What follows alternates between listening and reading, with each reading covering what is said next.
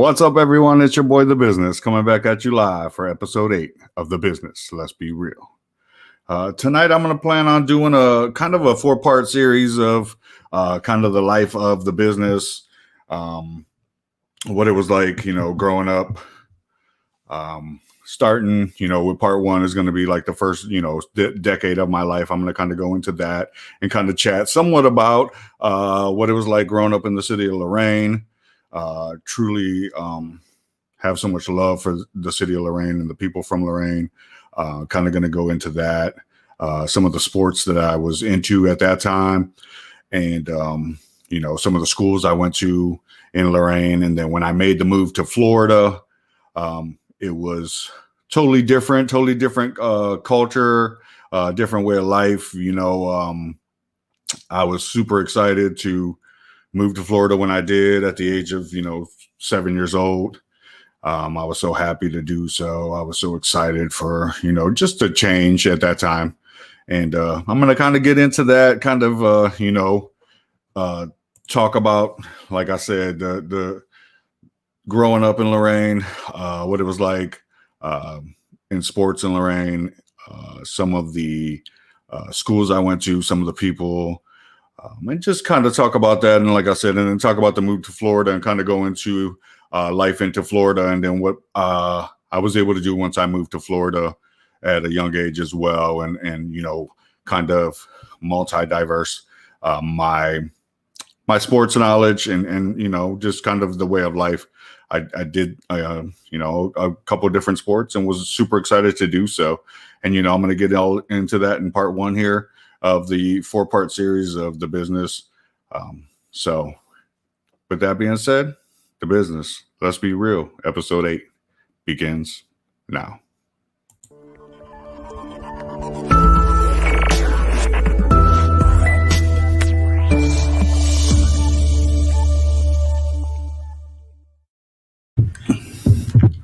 What's up, everyone? Welcome back.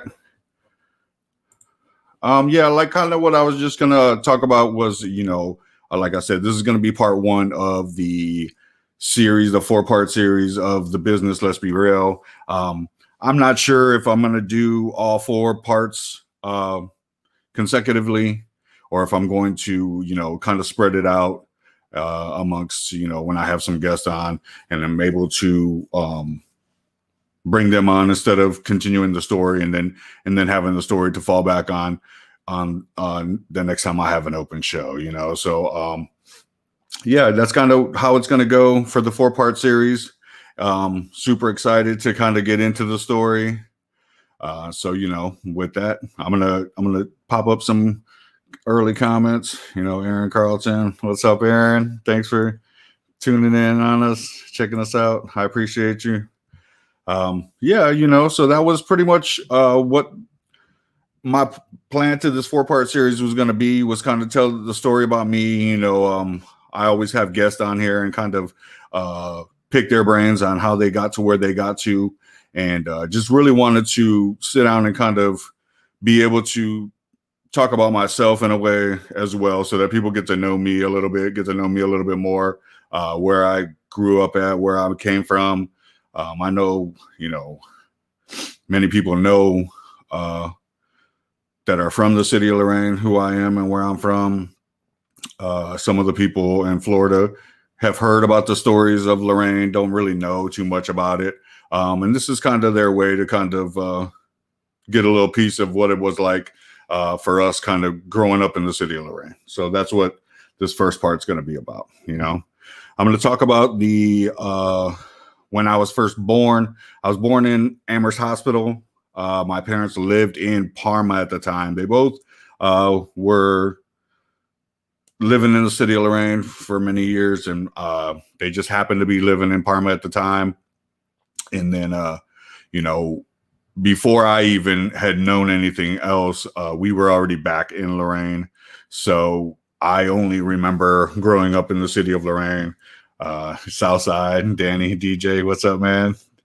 Let me pop that up. That's the truth right there. Southside. That's the truth, And I grew up on East 40th Street in Lorain, Ohio, and, enjoyed it. It was such a cool time to grow up. in Lorain.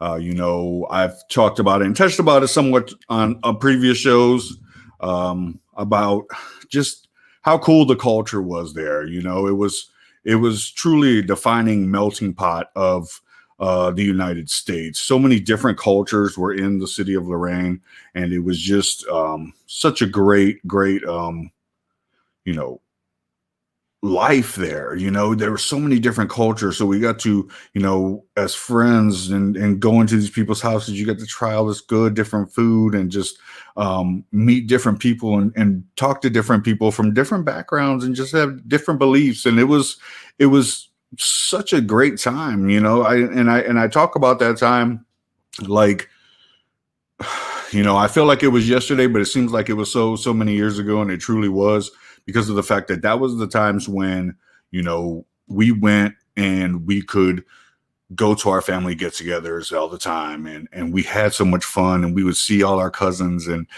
see all our friends from all around the city, and get together, and this happened quite often. We weren't just seeing each other, maybe 2, 3, 4 times a year. We were seeing each other as much as possible. People really wanted to spend time with each other, and it was a great time for that. And Lorain was one of those cities that was able to kind of tap into that, and it was nice because we had, like I said, so many different cultures. We had the International Festival there, which was, just a collaboration of all the cultures coming together. And I remember going to it every year, and it was such a fun time because you would see everybody there. Everybody showed up at the International Festival because you wanted to see your friends, from other areas of the city, try all kinds of different foods and different desserts, and you just saw the most beautiful people in all these different cultures, and it was such a great time, and everybody was playing different music from their cultures and getting on the stage, and it was, like I said, it was such a great place to be. Loved when I was young, going to Oakwood Park back in the day, during the summer. Oakwood Park was the place to be. All the people were there, were hooping, they had the nice cars out. Everybody had the music playing, and just, all the beautiful people were out there as well. And it was just like, it was the hangout, and it was such a good time at that time, because that's how, Lorain was meant to be, and then times got hard in Lorain, and things got rough, but that wasn't because of the people. It was, it was because of the economic situation in Lorain. But love the place, love how I was able to grow up there, because that was such a big part of the person that I am today. Is definitely the city of Lorain, and just totally appreciate, like I said, what I was able to do there, growing up there, with all of my family and friends. I don't know if I've really tapped in too much about just my dad's side of the family alone. My dad was one of 13 children, of the Gonzalez's in Lorain. And we just had, a bunch of family there. And my mom, my Aunt Ida, just pops in. And of course, I got to get to my mom's side of the family. And my mom was from a smaller family, it was just her and her sister. And it was, but that part of the family was very tight too. We always got together for the events, for the holidays, spent so much time with each other in between. It wasn't just for those days. It was, every Saturday we would get together, as much as possible. You wanted to spend time with your people. And as we got older, things kind of went different ways, but that was kind of the way it was then. And I'm going to kind of talk now about kind of the living arrangements when I was a kid. When I was young, my Uncle Eric lived with us at the time, but I didn't know him as Uncle Eric. I knew him as Eric, and didn't think of him as anything other than my brother. He lived in our house. He was there all the time. He went to school. I was lucky enough to be the mascot for the wrestling team that he was on. And, Eric was a superstar at wrestling and was so fun to watch as a little kid, to have your idol be someone so great at a sport that, you didn't know anything about and started to learn yourself. And we're just enjoyed by the fact that you were able to take part in watching somebody that was so good, really kind of mentor you too in the game. But you were such a little kid that you didn't think you were picking it up, and you truly were. And that was kind of how our living arrangements were. And it wasn't until years later when Eric was leaving to go to the University of Toledo that, my parents told me, like, listen, he's your uncle, right? Like, and I was like, nah, I don't know what you're talking about. And they were like, he's your uncle. And I didn't get it at the time, but it's still, and will always be a brotherly love between me and my Uncle Eric. Because like I said, I grew up with him. I knew him as, my brother, and that will never change. Like, I love that guy the same way, uncles, brothers, they're all the same, it's just a connected version to you, so that was kind of how I grew up, with my living arrangements, was growing up with Eric. I grew up with Stephanie. Stephanie was just, she was almost 5 years older than me. So it was like almost a generational separation, to where she was more like a mother figure to me than like an older sister. She always looked out for me. We never really fought that much. Like, we didn't have time for that. Like, there was never no times when I can truly remember that we were on a constant battling basis. And we of course chirped at each other here and there when we were young, but it was never to the extreme of consistently just antagonizing each other. Like, I have a 9 and 7-year-old who love to, chomp at the bit with each other all day long. And it's kind of funny to watch because, that's just the way it is, but our situation was totally different. Like I said, Stephanie looked out for me more like a motherly figure, and always wanted the best for me. Never tried to get me into any trouble, even though, when I got older, I got into a lot of trouble, but that'll be more into part 2 of this. I'm not going to get into that in this one. I'll leave that for the next part. But, so it was cool growing up with Stephanie too, because Stephanie was, very popular. She was one of the pretty girls and was a good athlete as well. But she was young then at that time too, when we were in Lorain, the first time before we moved to Florida. She was still a young girl, but so it was just me, her, Eric, and then my parents all living together, and we had it. Like I said, we had a good time. It was really cool growing up in Lorain at that time. I was lucky enough to then, like I said, start my wrestling career as being the little mascot for the Southview Saints at that time. Loved the Southview Saints. As a kid, that was my school. Was all about them, and was happy as could be to be their little mascot. And I was able to roll around with these big guys, and them just kind of show me what I needed to do to learn how to take people down and maneuver people, and leverage. And they would just roll around with the little kid thinking it was funny, but I was actually like picking up what they were trying to teach me, and was really learning it. And at that age, my parents saw that I was able to truly roll around, like, and wrestle and be able to handle business if I needed to. And it was funny because, at that age, I was a little bit older than 3 years old, and I wrestled in my first tournament. And they didn't have a tournament that wrestled 3-year-olds, so I wrestled up and wrestled against the 5-year-olds. And in that first tournament that I ever wrestled in, I made it to the championship, and had beaten a couple kids to get to the championship, and ended up losing in the championship. But hey, I was 3.5 at that time, and I was proud of myself. But I was hungry then after that. Like, I wanted more. I wanted more of that. I wanted to compete.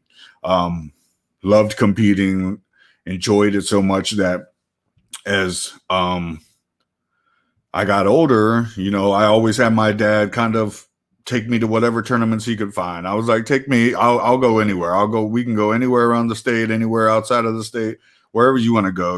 I just want to wrestle. I just want to compete. And it was cool because at a young age, I was doing that. And people were loving it because it was kind of, like I said, it was funny seeing a little 3-year-old kid who was, almost a head taller than, or head smaller than some of these guys. And be able to take it to them and wrestle them and take them down and hold them down. And, people thought it was funny. And I just enjoyed, like I said, the competition of it because of the fact that I think that, when you're bred up in certain families, and like I said, growing up with my Uncle Eric, seeing him do it and seeing him compete at such a high level, made me want to follow in those footsteps, made me want to show people that I could do it too, and maybe not in the same way because he was silky and smooth and I was big and strong, what I'm saying? Even as a little kid, I was strong and I was able to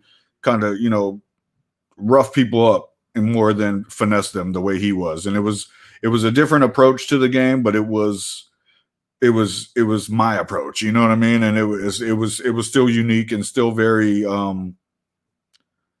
very good to use for myself. Cause I wasn't, like I said, I wasn't as fast as he was, even though I was pretty quick. I wasn't quick enough to contest with some of those faster wrestlers. So, but I was young still at that time and enjoyed that part.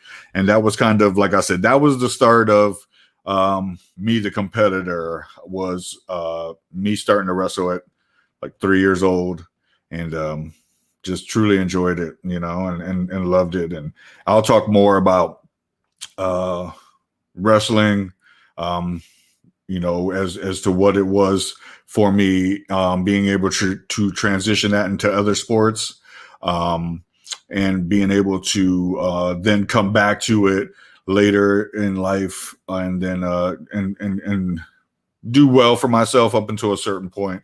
But that'll kind of be, like I said, there's certain things that I'll talk about that'll be in part 2, and I'll let you know that as we're going, because of the fact that, like I said, this part 1 is just kind of be about the first decade of my life and kind of talk about the first 10 years. So there'll be some things that, some of you folks out there know me from my high school years, wrestling and stuff like that. I won't kind of get into that part of it in this particular sense and in this particular part.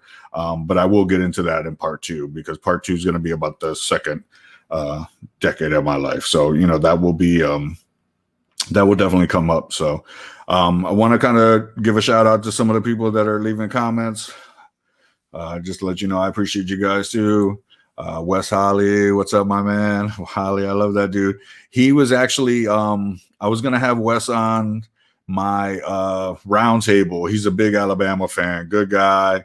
Wanted to have an Alabama point of view on there. He happened to have some family in town and really wasn't able to get on just for the roundtable that night. He was kind of busy and just had some family in town and really wasn't able to. But shout out to your Bama boys. Congratulations on that national championship, and hopefully we'll see you guys again. Johnny Monteleone, South Lorain. If they don't know, let them know. I'm going to, man. Yeah, love that place. Love the people. Like I said, you and I, when we talk, man, you were such a big part of my life in Lorain, and I love you for that. My wife shouting out, I love you too, sweetheart. I appreciate everything you're able to do for me and help me continuing to try to be the man that I can be and the best man I could be. My Aunt Ida tapped in, love you. TT, I love you too. Appreciate you for coming on and just putting a comment in, let me know that you guys are in here. My sister came on showing love. Love that woman, love what she's giving me. My niece and my nephew are the greatest. So Blaine, what's up, always had to drop it, dude. Yo, T-Man, Jay, man, I miss you, dude. I want to get you on here, man. When you got some time, I would love to get you on have us chat about, some old times and the good times, and talk about your life and what you're doing now, because I know you've been moving your way up in the force and kind of doing your thing, and would love to get that story, because I know you did your time in the military and then you came back and you became a public servant in the city of Lorain, and you've been working your way up, and I'm so proud of you, man. So appreciate you, dude. Thanks for coming on, dude. Johnny, love you, bro. You know what's up, man. So yeah, now I'm gonna kind of talk about some of my early school years. When I was first going to school, my parents had me signed up for a public school called Palm Avenue, and Palm Avenue was a little school in the south side of Lorain, right off of Oakwood Park. Oakwood Park had two different schools off of it. They had Palm Avenue on the right side and Homewood on the left side. And I went to Palm Avenue for kindergarten and first grade. And I remember some of those times. I remember the first day of school still, and how cool it was. And I wasn't like one of those kids that got dropped off and was crying. I was, you dropped me off somewhere, I knew I was going to get along. So it was like, okay, have a good day. I'll see you next time. You know what I mean? When you come to pick me up. So, yeah, I loved school, loved going to Palm Avenue as a little kid. I remember, the last day of school there, we did a big, balloon release, and everybody let their balloons go, and it had like a little note from all of us, and that was really cool. It was sad to see that, a school was closing in the city of Lorain, and maybe that was kind of a warning sign to us of the things that were to come in the city of Lorain. But yeah, I love going to Palm Avenue. After first grade, then made a move to St. John's, the Catholic school, St. John's in South Lorain as well, and then was able to then go to somewhere that was even different. The public schools is the public schools way, and then once you go to a Catholic school, it's very organized to the point to where they want you to present yourself a certain way and be a certain way. And, it was nice. So I liked going to St. John's too. I met some great people at St. John's. I met some great people at Palm Avenue that I, rekindled friendships with when I came back from Florida. But at that time, when I went to St. John's, met some people that are still lifelong friends.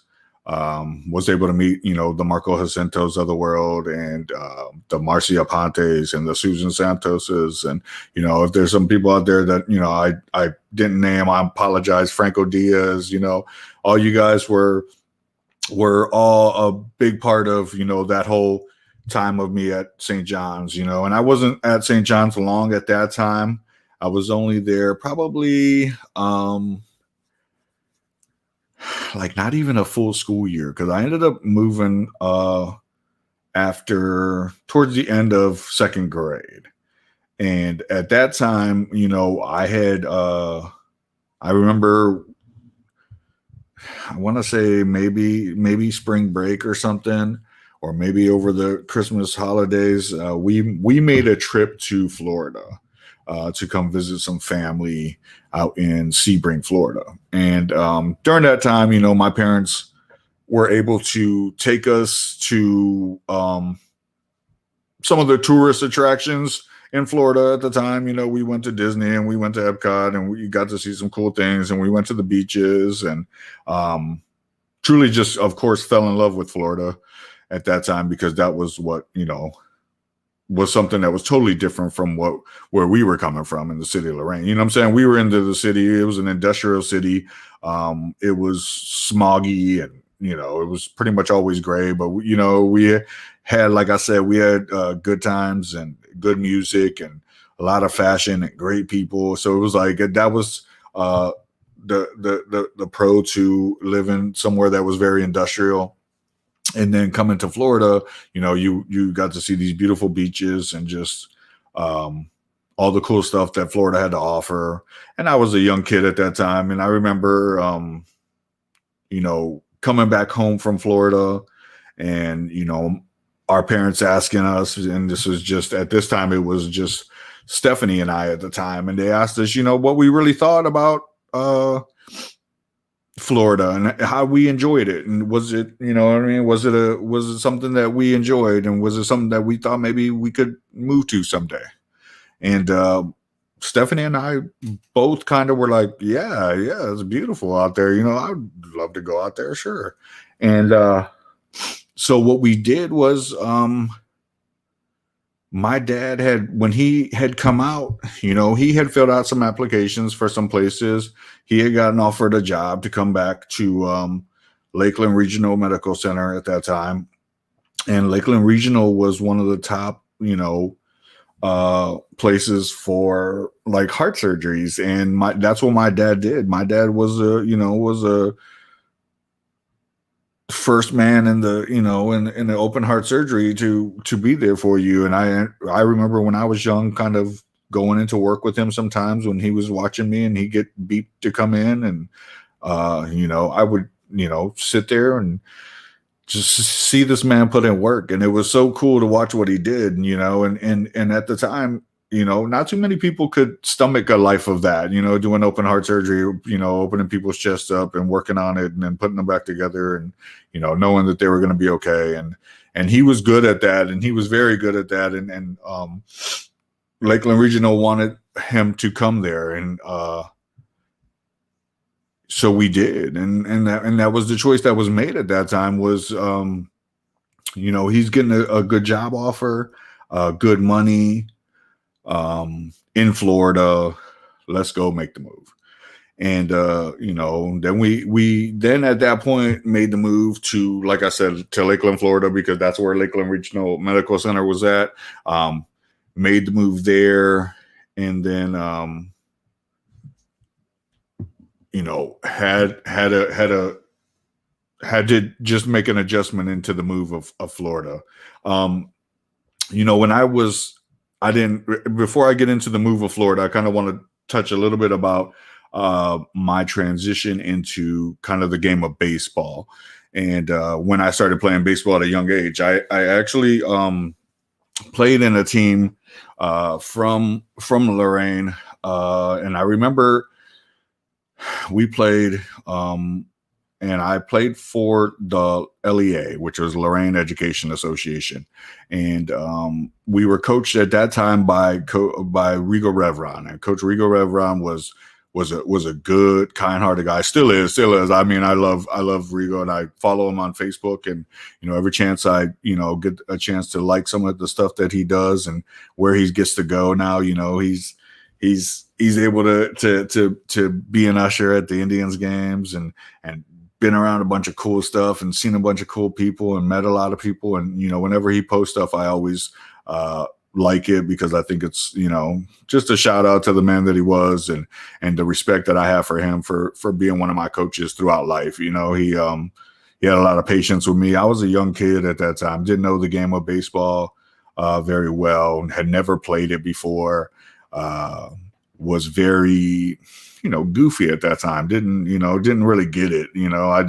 I was I was a little athlete, but I wasn't coordinated enough yet for the game of baseball. And, he took his time with me and was very patient with me. And I think that was nice of him, because, like I said, I wasn't getting the game of baseball yet, but that was the start of where baseball then went to for me. And, I just want to give a shout out to Rigo Revron, LEA, back in the day. I can't name all the guys that were on that team, but much respect. I'm sure I got a picture somewhere. I'll post it maybe later on tonight in the comments, and you guys can laugh at it. Okay. So yeah, and then we after I guess I'll get back into now the kind of the talk of us moving to Florida. When we first came to Florida,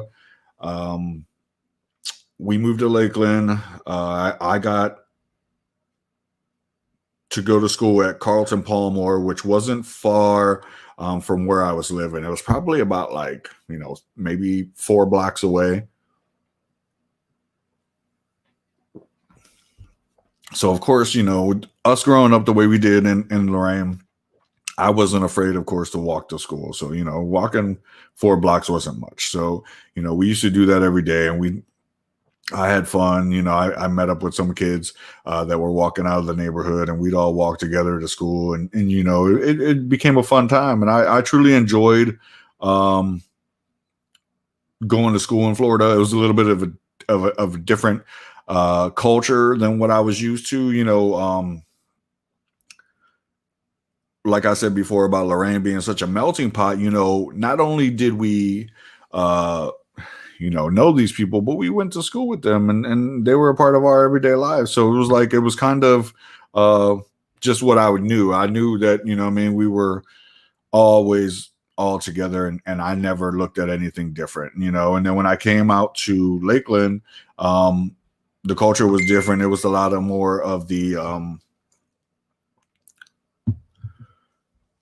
culture of Southern America kind of thing. Like I had never been somewhere like the schools when I first came to Lakeland. I had never been nowhere where I was one of maybe 5 Latinos in the whole school at the time. I was somewhere where I was one of 500 of us at the school, and that was just the way it was. And but the good thing was is that even there, though, they didn't look at me any different. They didn't treat me any different.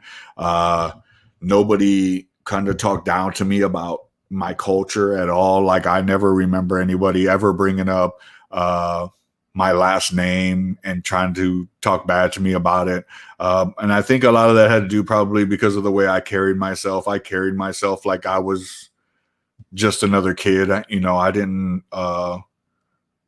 act any different. I wasn't, trying to do anything different with people. I wasn't mean or anything to anybody at that time. So it was like, that was just, I think that's why I was able to be accepted at that time into somewhere different that I had never been before. And I enjoyed it. Like I enjoyed being able to come to Florida and do that because it made a lot of things then available to me. And then I was able to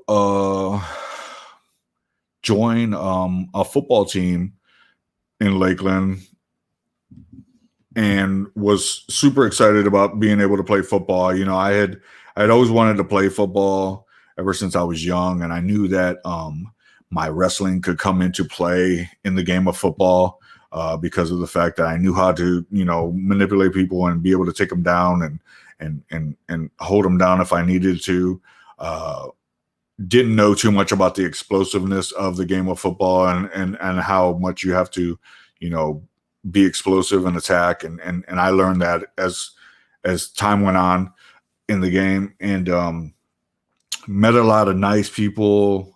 Was so happy that I had the chance to play the game of football in Lakeland because that time taught me a lot about myself and what I was going to be able to take as far as that sport went. I got a chance to play with the likes of, people like J.R. Kime, who was a great guy, and his family was always good to me, and they took me in. And Lucky Lyons was another one that, took me in and was very nice to me, and just, had good people around them that were always nice, never treated me bad.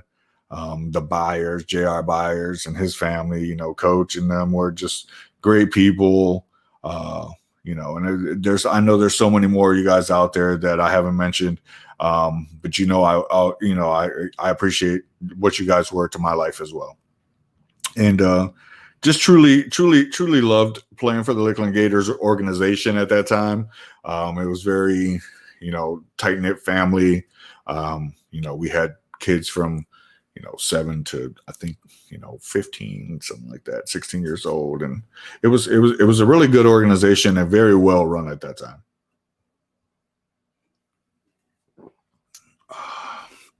But it opened up like I said, my passion for football, and then I ended up playing with them for the next couple years as I lived in Lakeland.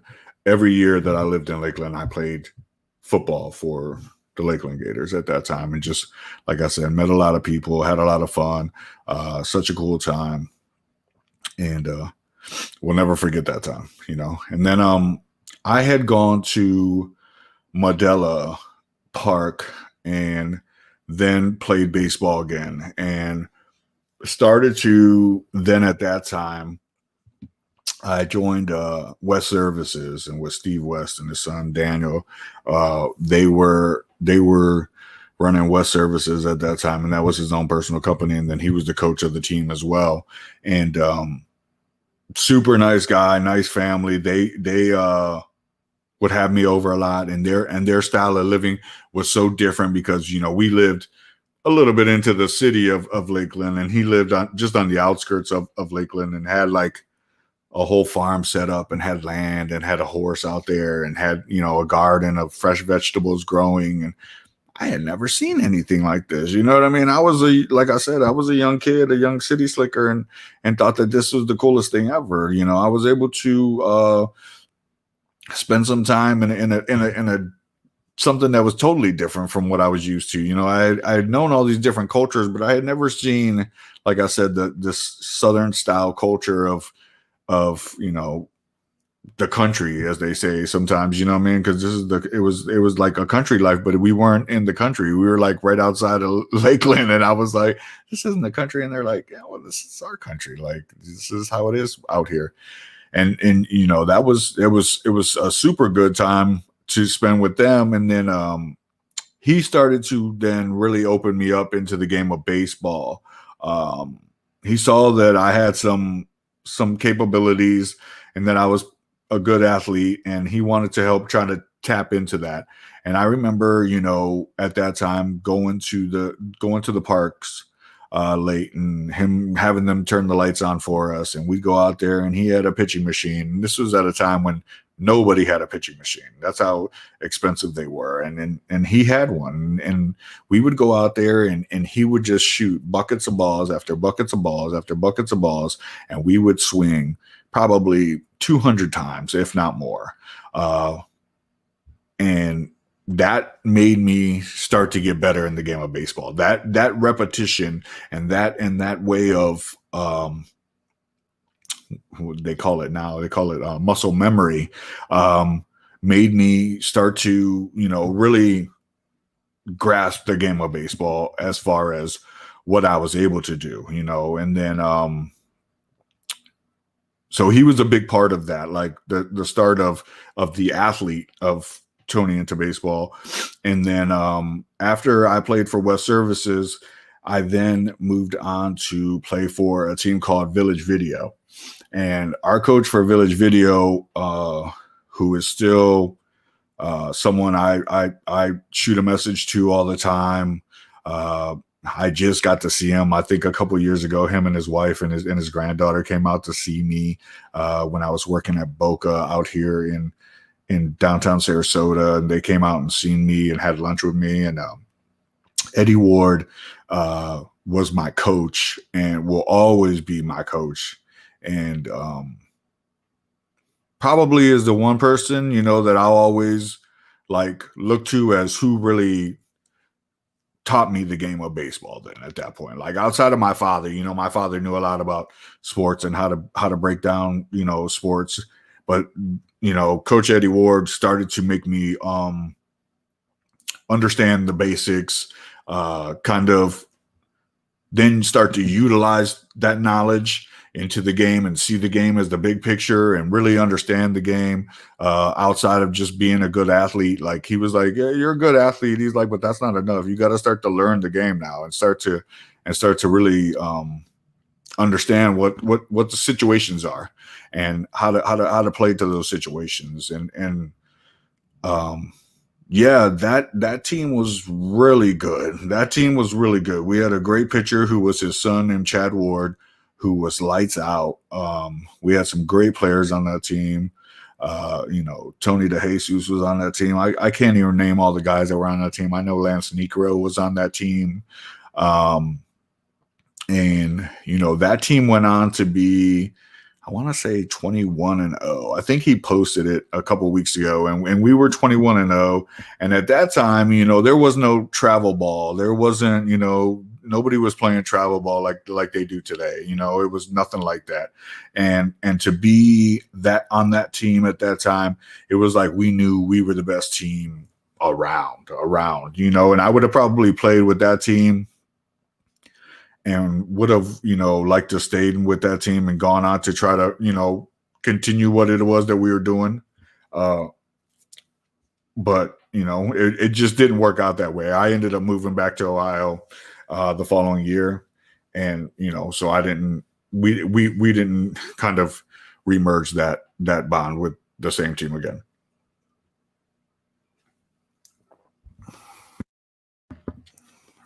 But staying on the Village Video thing, Chad Ward, and I touched about him and Coach Eddie. Their family was very good to me as well. They had me over all the time. I would go swimming over at their house, and they would have cookouts all the time. And they were just close family friends of ours. And still, we, like I said, we always reach out to each other. Chad's a huge grill master now. He's the top man for Traeger grills, and is on all kinds of different shows and has his own shows. And he's with Whiskey Bend Barbecue and just doing Traeger. And around this time of the year, he's real locked in with the Dan Patrick Show, and he goes to the Super Bowl and cooks at the Super Bowl show on the Dan Patrick Show. And he's done so good for himself, and it's such a cool thing to see.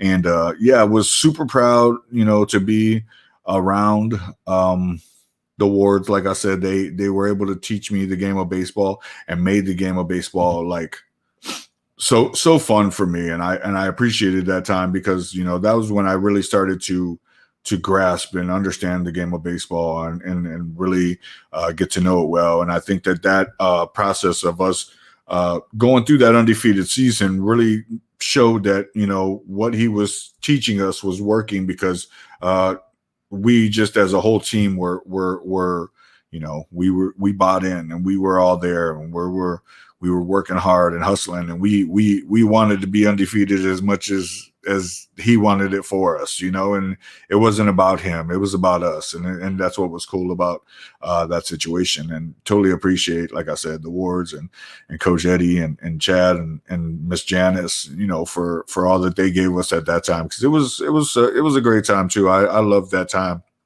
and was able to enjoy that time as well, so.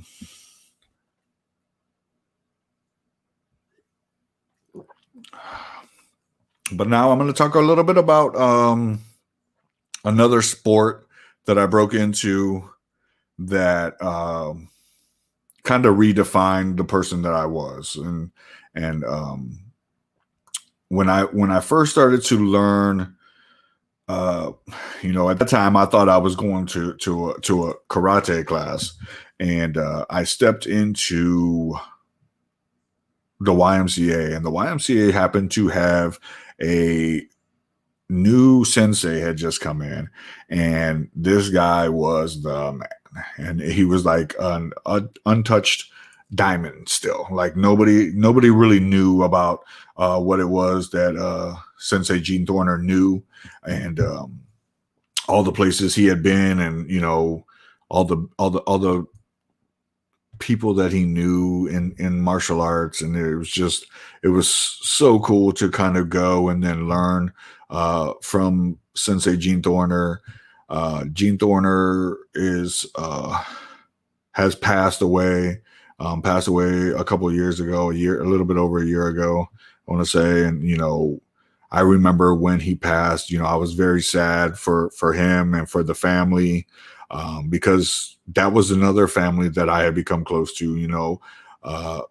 His children, Kane and Cherish and Shauna, were close friends of mine when I was a kid, and he helped to kind of give me a little bit of discipline, I would say. And nowadays people would say it's tough love, but I think it was part of the martial arts and part of learning the discipline and the respect for what it was that he was trying to teach you at that time. And me as a young goofy kid, I was 8 years old, I think, when I first stepped into his dojo. And then when I left him 3 years later, I was eight. I did my whole 8-year-old year, my whole 9-year-old year, my whole 10-year-old year, and then almost until I was 11. And then that's when we moved back from Ohio.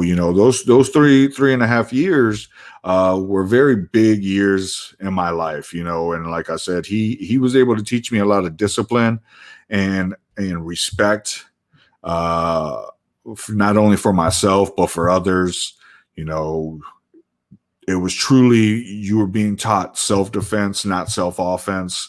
It wasn't the fact that you couldn't fight.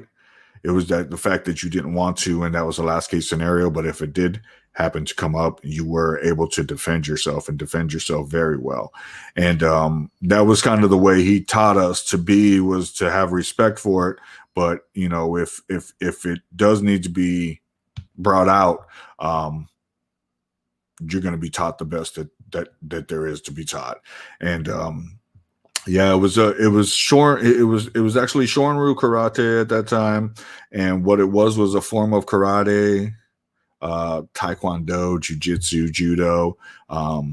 He found a way to kind of like tie them all together because of the fact that he had learned from all these different masters throughout the way. And at that time, he was such a high degree black belt, and he, because of the stuff that he had learned throughout the way, he then wanted to be able to teach this all in one form. And at the time, he was very revolutionary to what mixed martial arts is today. It was a way of, like I said, combining multiple martial arts into one craft, and he named it Shorin-ryu in order to tie it together. And that was the thing. It was like, so that was a time when I was very, like I said, I was young still, so I didn't have much discipline. I was a wild kid. I didn't have much respect for things, and he taught me on how to do that. Like I said, amongst many other things, he knew that I also was an athlete from before, and he knew that I had a wrestling background from when I was a kid.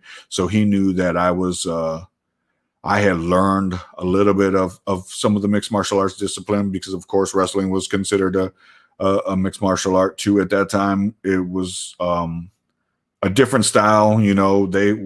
They were, it was in the same way of a judo, though the grappling style was wrestling. And that's kind of how that was intertwined into my style on how I was able to learn, like I said, Shorin-ryu karate. So, I remember when I first joined them, though, and soon after, we were then gonna start going to tournaments, and at the first couple tournaments I went to, I never competed, and I wanted to go watch, because I hadn't competed in something like that in quite a few years. By that point, I had been wrestling from when I was a kid, from like time I was like 3, like I said, until I was like 6, 7 years old. And then I had stopped. And then, like I said, I had gotten into then football and baseball, and those were totally different sports, because that was more of a team atmosphere. And to then get back into, something that was singles competition, like karate tournaments were and what wrestling tournaments were, I hadn't done that in quite a while, though, by that point, and just kind of wanted to see it differently. I wanted to see what I was getting myself into. And I remember going and watching the first couple tournaments that I went to, and enjoyed it again, and I got that hunger again for wanting to compete and loving to compete, and knew once again that it was I was competing for myself and for my school, and had to show respect to the people I was competing against and competing with. I didn't want to disrespect anyone. Like I said, Sensei Thorner had taught us that wasn't the way to be. You didn't want to be out there and disrespect yourself and disrespect your school and disrespect your family. Like, have a little bit of respect, and people will show it back in return. And yeah, when I went to start competing then in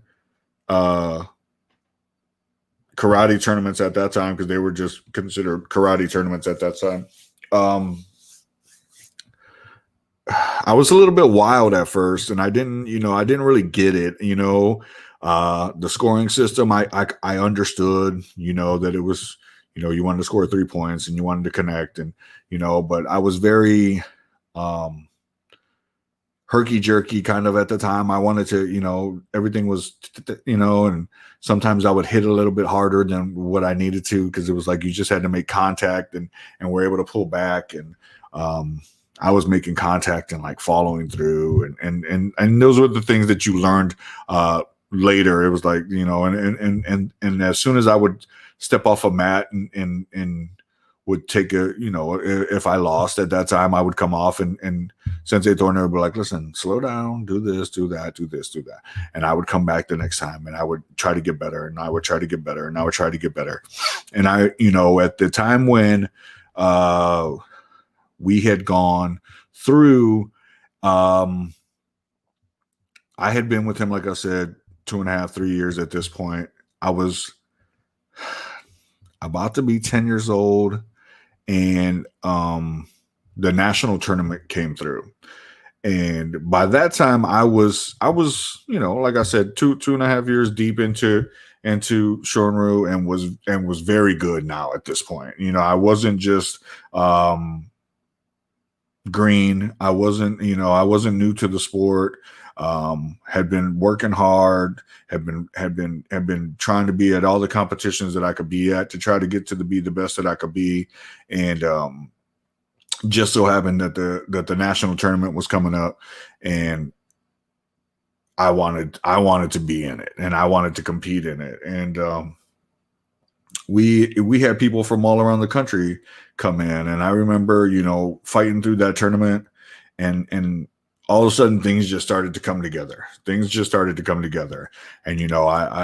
I got through the first round, and I got through the first round pretty easy. And I remember getting through the second round, and I was like, wow, like this is feeling good. This is coming together. Like, I'm watching the tournament unfold, and I know that I had beaten some of the top guys early in the fight, and I was starting to now get closer to the finals. And I was like, is this possible? Am I going to make it to the championship of the national tournament? And, I come up into the semifinals, and I win in the semifinals pretty easily. And I remember, sitting down with Sensei Thorner afterwards, and he was like, listen, like, this is your time. Like, this is your time now. Like, you've worked hard to get to this point, and you deserve this. Like, so get out there and do what you do, and you'll come away with the victory. And I was like, wow. Like, I didn't even think that I was even going to get past the first round. And I was seeing myself now in the national championship of the tournament,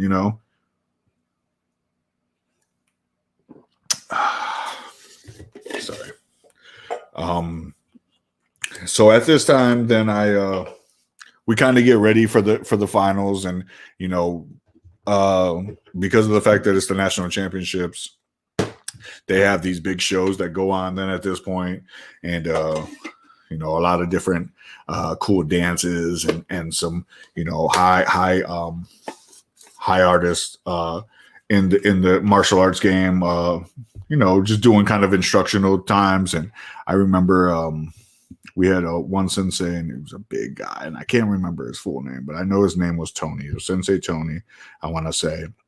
And he was a big guy, and he could walk on like carton, like cases of eggs without breaking any of the eggs. And this guy was huge. And I don't know how he was able to do this. And I still don't understand it to this day. And maybe it's something that, somebody can maybe kind of drop a comment about and say, how he was able to do this, but somehow he was able to, walk on these eggs without breaking them. And this guy was probably, I would say, close to 280, 300 pounds, big guy, And one of the other things that he was able to do was he floated the board. I remember in a big old, tub of water, and he was able to do this technique where he dropped his hand and he was able to break a board floating in water, and it was like these were the things that we were seeing out of these martial artists, and we were like, wow, like this is so cool that we're able to do this and get to meet all these people from all around. These guys were all around the world. They weren't just from all around the country. The people competing in the tournament, of course, were all around from the country, because it was the nationals. But the people, the artists that we were seeing as the pre-finals show were martial artists from all across the world. And we were then trying to get ready for the finals. And I remember walking out, and I was going against a kid from North Carolina, and I remember watching him through the tournament, and I had been watching him, and I was just like, there's certain things that I knew I could do to work to my benefit. I knew I could stay away from him. I knew I could move faster than he could move. And those were the few things that I was able to use. And I was able to then beat him and win the national championship pretty handily. And was surprised that I had done that, and was super proud at that time, happy at the fact that I had done something that nobody thought that I was going to be able to do at that time, because I was still, like I said, I was still young. 2.5 years really isn't much into martial arts. Some people spend their whole lives doing it, and so it's like they know how long it takes to be able to start to win any kind of championships like that. And I think I attribute a lot of that, like I said, into my background of being able to compete at such an early age, and really being kind of drawn to singles competition. Like I loved just one-on-one competition, and being able to do that from such a young age, that was kind of my time now for me to shine, when I was able to then go for, like I said, for the national championship in karate at the age of 10. And so that was a great time. Like I said, the Thorners were such a big part of my life. He taught me tons of respect. Their family always looked out for me. I still reach out to Kane every once in a while just to see how he's doing. Would love to have Kane on the show. Would love to have, all the Thorners on the show just to talk about those old times and how much fun we had, and, what they're doing now, because I think Kane still, I know he was still running the school there for a while, and I would just love to talk with him and chat about those old times, and, really just have a good time with them. I appreciate the Thorners, and like I said, what they were able to do for me too at that time. So yeah, and then kind of after that time of the national championships, I had then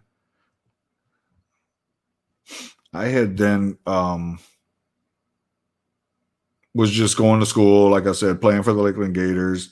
I was playing baseball, and my dad's brother passed away, and it was the first time any of the siblings from my dad's side of the family, any of them had passed. And they weren't very old at this time. I'm talking about in the mid 80s at this time. And when that happened, it kind of sent a shockwave through our family. It kind of scared some of us to kind of want to be back together again, and try to be tight knit, and kind of rehash those old times again. And at that time, my dad wanted to make a move back to Lorain, and wanted to be there for his mother to help support her during this time, because that was a tough time. Like I said, it was the first time any of the siblings had passed. That was her first child that had passed, and it was rough.